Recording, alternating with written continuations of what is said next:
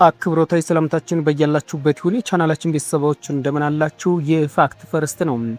በዚህ ሰዓት መሰማትና መደመጥ ያለባቸውን አጫጭር ሀገራዊ ሰበር መረጃዎችን ወደ እናንተ አደርሳለሁ። ከመረጃዎቻችን መካከልም በአማራ ክልል በፋኖ ኃይሎችና በመከላከያ ሰራዊት መካከል ስለቀጠለው ውጊያም አሁን የተሰሙ አዳዲስ ሰበር መረጃዎችን የማጋራችሁ ይሆናል። በደቡብ አፍሪካ ምንድነው እየተፈጠረ ያለው?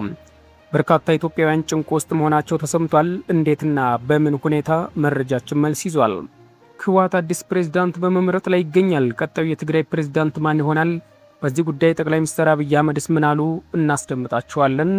አብራችሁን ስንቆይ እነዚህና ሌሎች መረጃዎችን የምናጋራችሁ ይሆናል። ቻናሉን ሰብስክራይብ፣ ቪዲዮ ላይክ እያደረጋችሁ መረጃዎችን እንድትከታተሉ በአክብሮት ጋብዛለሁ። አሁን በቀጥታ ወደ መረጃው አልፋለሁ። አብራችሁን ቆዩ።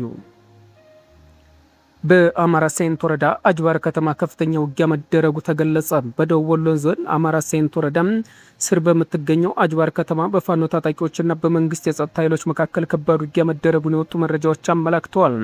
እንደ ምኒልክ እዝ መግለጫና የመረብ ሚዲያ ዘገባ ከሆነ ታጣቂዎቹ በከተማ መግቢያ ነሆር ሜዳ ተብሎ በሚጠራው አካባቢ የሚገኝ የመንግስት ኃይሎች ምሽግ ላይ የተቀናጀ ጥቃት ሰንዝረዋል። በዚህ ጥቃት ምክንያትም በኮንክሪት ምሽጎች መፈራረሳቸውና በመንግስት ኃይሎች ላይ ከፍተኛ የሰው ኃይል ጉዳት መድረሱ ምንጮች ገልጸዋል። በተደረገው ውጊያም 14 ሚሊሻዎችን ጨምሮ በአጠቃላይ ከ42 በላይ የመንግስት የጸጥታ ኃይሎች መገደላቸውን ታጣቂዎቹ ይፋ አድርገዋል። ይህ በእንዲህ እንዳለው ውጊያው የተጀመረው በደቂቃዎች ልዩነት ውስጥ መሆኑና ታጣቂው ኃይሎቹም በአካባቢው የነበረውን የመከላከያ ምሽግ ሰብሮ መግባቱ ተነግሯል። እስካሁን ድረስም ከመንግስት ወገን በአጅባር ከተማ ስላለው የጸጥታ ሁኔታም ሆነ ስለደረሰው የሰው ኃይል ጉዳት የተሰጠ ይፋዊ መግለጫ የለም። በአካባቢ ያለው የጸጥታ ችግር መረጃዎችን በገለልተኛ ወገን ለማረጋገጥ እንቅፋት ሆኖ መቆየቱ ይታወቃል። በደቡብ አፍሪካ ጆሃንስበርግ 5 ስደተኞች በጥይት ተገደሉ። ሚያዝያ 20 ቀን 2018 ዓ.ም ጆሃንስበርግ በደቡብ አፍሪካ የነጻነት ቀን አከባበር ላይ በነበረችው ጆሃንስበርግ ከተማ ትናንት በደረሰ የጥይት ጥቃት 3 ኢትዮጵያውያንና 2 ናይጄሪያውያን ህይወታቸው ማጣታቸው ተሰምቷል።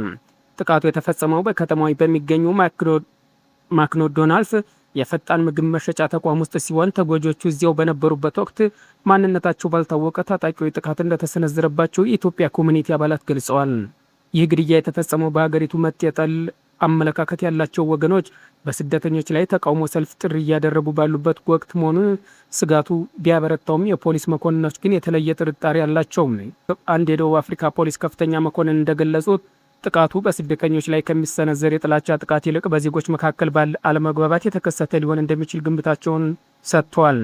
ጥቃቱ የተፈጸመው ደቡብ አፍሪካ የመጀመሪያው ዲሞክራሲያዊ ምርጫ ያካሄደችበትን ዕለት በማሰብ ሚያዝያ 27 ቀን የምታከብረውን የነጻነት ቀን ወደሚቀጥለው መረጃችን ስናልፍ ህወሓት በዚህ ሳምንት ለትግራይ አዲስ ፕሬዝዳንት ለመምረጥ ዝግጅት ላይ ነኝ አለ።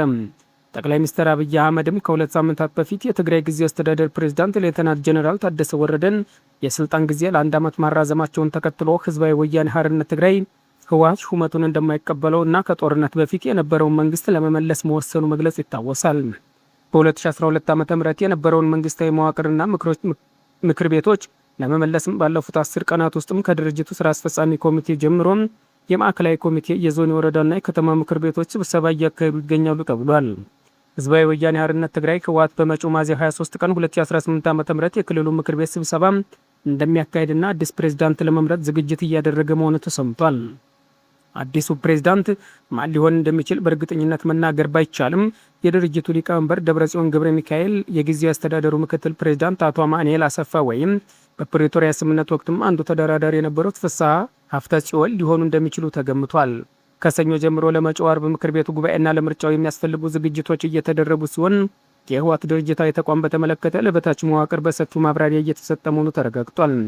ጊዜያዊ አስተዳደሩ ሙሉ በሙሉ ፈርሶ በቀድሞ መንግስት ከተተካ በኋላ ክልሉ በጊዜያዊነት በኮማንድ ፖስት እንዲመራ የማድረግ እቅድ መኖሩን ተሰምቷል። የቀድሞ መንግስት ሙሉ በሙሉ ወደ ስፍራው እስኪገባ ድረስ በጊዜያዊ አስተዳደሩ ፕሬዝዳንት በኩል የሚሰጡ መመሪያዎች ተግባራዊ እንዳይሆኑ ቢወሰንም አገልግሎት ሰጪ ተቋማት ግን መደበኛ ስራቸው እንዲቀጥሉ መመሪያ መውረዱ የተገለጸ ሲሆን ድርጅቱ ከፌዴራል መንግስት ጋር የገባበትን ውጥረት ተከትሎም ከ1 ወር በፊት ጀምሮ በሰሜኑ ጦርነት የተሳተፉና ትጥቅ የፈቱ የቀድሞ ተዋጊዎች ወደ ምድባቸው እንዲመለሱ ጥሪ ማድረጉን የገለጹት የዋዜማ ምንጮች በርካቶችም ወደ ቀድሞ ምድባቸው መመለሳቸው ተሰምቷል። የጊዜያዊ አስተዳደሩ ፕሬዝዳንት ሌተናንት ጀነራል ታደሰ ወረደም የህወሓትን እንቅስቃሴ እንደሚቃወሙት በመግለጽ አደገኛ መዘዝ ያመጣል ማለታቸው ይታወሳል። ከፌዴራል መንግስት እስካሁን በይፋ የተሰጠ አስተያየትና መግለጫ የለም። የቻናል ቤተሰቦች ለሰዓቱ ነበረኝ አጭር መረጃ ይመስል ነበር። ከቆይታ በኋላ በሌላ መረጃ እስከምንገናኝ መልካም ጊዜ ይሁንላችሁ።